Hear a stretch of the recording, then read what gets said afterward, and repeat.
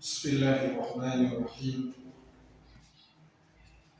الحمد لله رب العالمين، والصلاة والسلام على رسول الله الكريم محمد بن عبد الله الأمين وعلى آله وأصحابه غر الميامين، وبعد. اللهم انفعنا بما علمتنا وعلمنا ما ينفعنا وزدنا علما وارزقنا فهما. اللهم لا سهل إلا ما جعلته سهلا، وأنت تجعل الحزن إذا شئت سهلا. اللهم إنا نسألك خير ما في هذه الليلة وخير ما بعدها، ونعوذ بك من شر ما في هذه الليلة وشر ما بعدها. ربنا نعوذ بك من الكسل وسوء الكبر. ربنا نعوذ بك من عذاب في النار وعذاب في القبر. آمين يا رب العالمين. Naam, huu ni mwendelezo wa maelezo ya Ibn Uthaymeen rahimahullahu ta'ala, akifafanua hadithi ya 4 katika kitabu Sharhul Arba'in an-Nawawiyya, ambacho asli au matni ya kitabu kimeandikwa na Abu Zakaria Imamu Sharafuddin an-Nawawi rahimahullah. Hadithi ina kichwa cha habari al-a'malu bi khawatimiha, matendo huzingatiwa mwisho wake. Darsa ya mwisho kabla ya darsa hii ya leo katika kitabu hichi, katika ufafanuzi wa hadithi hii ya 4, Ibn Uthaymeen rahimahullah alielezea kisa cha mtu ambaye alipigana kwa ushujaa mkubwa, na kwa namna ambavyo alivyokuwa amejitoa katika mapigano yale, ikapelekea masahaba wenzie waone kwamba huyu ni mtu ambaye amesababisha ushindi upatikane, yaani ushindi umepatikana kupitia yeye na watu wameokoka kupitia yeye. Kwa hivyo kwa kitendo kile watu wakadhani kuwa ni mtu wa peponi, lakini Mtume sallallahu alaihi wasallam katika hali isiyotarajiwa akasema, huwa min ahli nar, mtu huyu ni katika miongoni mwa watu wa motoni. Jambo ambalo kidogo liliwapa shida watu kuelewa kwa nini Mtume aseme vile, kwa kulinganisha kile alichokuwa anakionyesha katika uwanja wa mapambano, halafu tena awe ni katika watu wa motoni. Ni jambo kidogo lina mushkila, lakini mtu mmoja akasema nitamfuatilia. Kweli akafanya hivi, tahamaki akamkuta yule bwana, kutokana na majeraha ambayo aliyapata akashindwa uvumilivu, akachomoa upanga kutoka katika ala yake, akausimamisha chini kupitia ule mpini wa upanga, na ncha ya upanga akaielekeza katika kifua chake akajikandamiza kwa nguvu sana, na ule upanga ukatokea mgongoni kwake. Yule bwana kwa tukio lile akaenda kwa Rasulullah sallallahu alaihi wasallam kumwelezea, bali alisema, hakika wewe ni mtume wa Mwenyezi Mungu.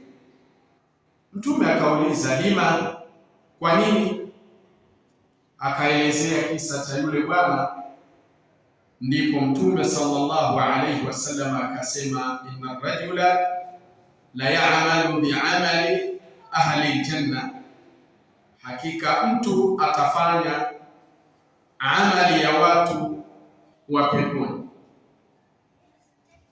fima yabdu linnasi wa huwa min ahli an-nar, kutokana na yale ambayo yataonekana kwa watu. Watu wataona kwa kitendo hichi alichokifanya huyu bwana atakuwa ni miongoni mwa watu wa peponi, lakini kwa dhahiri ya mambo, katika ghaibu ya mambo, kwa ujuzi wa Allah subhanahu wa ta'ala, ni miongoni mwa watu wa motoni. Sasa leo tunaendelea na kisa cha Al-Qusayr. Ibn Uthaymeen anatuunganishia immediately baada ya kisa cha huyu bwana na kisa kingine cha Al-Qusayr. Asema wadhkuru qissata Al-Qusayr min bani Abd al-Ashhal min al-Ansar, na kumbukeni kisa cha Al-Qusayr aliyetoka miongoni mwa Banu Abd al-Ashhal katika Maansari, watu wa Madina. Kana munabidhan lid'awati al-islamiyya aduwan laha, alikuwa ni mwenye kuipinga da'wa ya Kiislamu na mpinzani wake mkubwa, yani yeye katika wapinzani wakubwa wa da'wa ya Uislamu, yeye ni miongoni mwao. Walamma kharaja an-nasu ila ghazwati Uhud, alqa Allahu ta'ala fi qalbihi al-iman, na watu walipotoka kuelekea katika vita ya Uhud, Mwenyezi Mungu mtukufu aliweka imani moyoni mwake, moyoni mwa huyu bwana Al-Qusayr. Faamana, hivyo akaamini, wa kharaja fil jihadi, na akatoka kuelekea katika jihad, wa kutila shahidan, na akauawa akiwa shahidi. Fajaa an-nasu baada al-ma'arika, basi watu wakaja baada ya vita,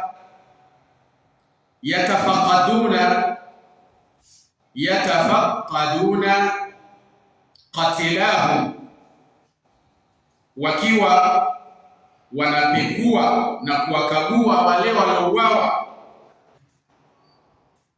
Wa idha rajul, ghafla walikuweko na mtu huyo, yani walimkuta huyu bwana Al-Qusayr. Faqalu ma alladhi jaa bika ya fulani, wakasema ni kitu gani kilichokuleta ewe fulani? Si tunajua wewe ni mpinzani mkubwa wa da'wa ya Uislamu. Haya, mbona sasa umekutikana, umeuawa miongoni mwa mashahidi wa Kiislamu? Ajita hadaban ala qaumi, je, umekuja kwa ajili ya huruma na utetezi kwa kaumu yako, kwa watu wako? Am rahbatan fil islami, au umekuja kwa kupenda Uislamu? Qala bal raghabatan fil islam, akasema bali ni kwa kupenda Uislamu. Bimaana haya mahojiano yalikuwa kabla ya kuuawa kwake. Tamam. Thumma talaba minhu an yuqri'u ala an-nabiy sallallahu alayhi wasallam as-salama, kisha akawaomba wamfikishie Mtume sallallahu alayhi wasallam salamu, wamfikishie salamu. Bimaana Mtume hakushiriki katika maaraka hii. Fasara hadha khitamuhu an qutila shahidan, basi ikawa mwisho wake ni kuuawa akiwa shahidi. Maa annahu kana munabidhan lid'awa, ingawa hapo kabla alikuwa ni mwenye kuipinga da'wa. Sawa. Kwa hivyo kwa Allah subhanahu wa ta'ala, matendo ya mtu huzingatiwa kule mwishoni kwake, anamalizaje. Sawa sawa. Tumeona katika kisa cha mwanzo, yule mtu aliyokuwa anapigana kwa ushujaa mkubwa kafa kifo cha watu wa Mtume, cha kujiua mwenyewe. Sawa sawa. Lakini bilaks, kinyume chake, huyu bwana ambaye al-Qusayri, ambaye alikuwa anafahamika kwa ukanaji mkubwa na kuipinga da'wa ya Uislamu, dakika za mwisho amemaliza uhai wake wa duniani kwa kufa shahidi katika maaraka. Lidhan al-a'malu bi khawatimiha, matendo huzingatiwa mwisho wake, na sisi tunatakiwa tumuombe Allah subhanahu wa ta'ala atujalie husnul khatima. Min fawaid al-hadith, miongoni mwa mafunzo ya hadithi, husnu usulubi Abdullah ibn Mas'ud radiyallahu anhu, ni uzuri wa mtindo wa Ibn Mas'ud radiyallahu anhu katika kusimulia hadithi. Wa huwa kalimatuhu ka'annama takhruju min mishkati nubuwa, uzuri wa mtindo wa Abdullah ibn Mas'ud, Allah amwie radhi, maneno yake ni kama yanayotoka katika taa ya utume. Sawa.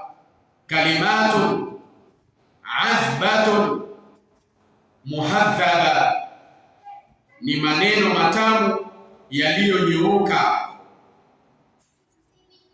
Na katika masahaba wanawachuoni, huyu alikuwa ni miongoni mwa masahaba ambao walikuwa ni wanawachuoni, kwa sababu masahaba walikuwa wanasifika kwa sifa tofauti tofauti. Wengine walikuwa ni mashujaa katika uwanja wa mapigano, lakini si wanawachuoni.